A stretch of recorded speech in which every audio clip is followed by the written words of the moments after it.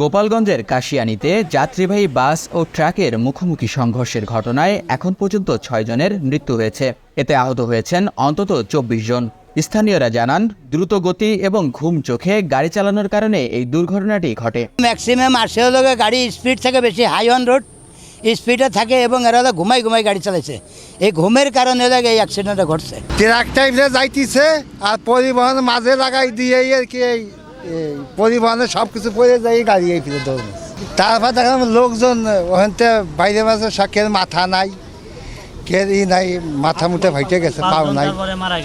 রোববার সকালের দিকে ঢাকা খুলনা মহাসড়কের কাশিয়ানীর মাঝিগাতিতে বাস ট্রাকের মধ্যে সংঘর্ষ হয়। ৬ জনের নিহত হওয়ার বিষয়টি নিশ্চিত করেছেন গোপালগঞ্জের কাশিয়ানী থানার উপপরিদর্শক মোহাম্মদ সেলিম মিয়া।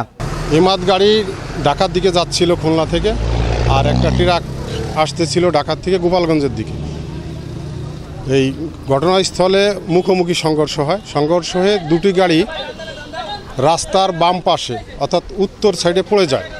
ওখানে গাছের সাথে লেগে ইমাদ গাড়ির ৫ জন যাত্রী ঘটনাস্থলেই নিহত হয়। আর ইমাদ গাড়ির ক্ষয়ক্ষতি হয় প্রচুর, আর ট্রাকটিও পড়ে যায় ও ট্রাকেরও ক্ষয়ক্ষতি হয়, কিন্তু মারা গেছে ৫ জন। আমরা তাদের পুরো ঠিকানা এখনও শনাক্ত করতে পারিনি। আর ১০ থেকে ১৫ জন আহত হয়েছে, ওনাদেরকে বিভিন্ন হসপিটালে আমরা চিকিৎসার জন্য দ্রুত পাঠিয়ে দিয়েছি। এদিকে দুর্ঘটনার পর ঢাকা খুলনা মহাসড়কের যান চলাচল বন্ধ হয়ে যায়। ফলে মহাসড়কের দুই পাশে কিছু যানবাহন আটকা পড়লে ভোগান্তিতে পড়েন যাত্রীরা। পরে পুলিশ দুর্ঘটনা কবলিত বাস ও ট্রাক সড়ক থেকে সরিয়ে নিলে যান চলাচল স্বাভাবিক হয়।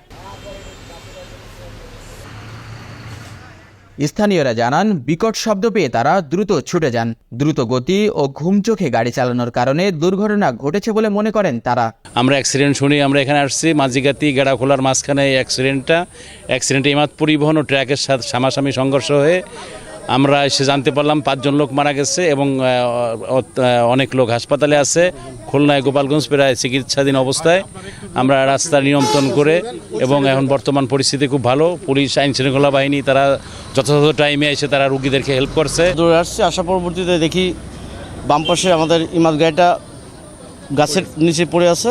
পড়ে থাকার পরবর্তীতে আমরা দেখি যে লাশ দেখার পরবর্তীতে আমরা ভিতরে যাই, লাশ বের করি। একে একে 5টা লাশ বের করছি।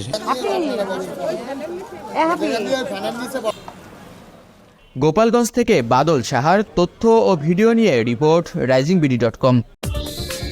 দেশ বিদেশের সর্বশেষ সংবাদ সবার আগে জানতে ক্লিক করুন risingBD.com। প্রতি মুহূর্তের খবর অনলাইনে।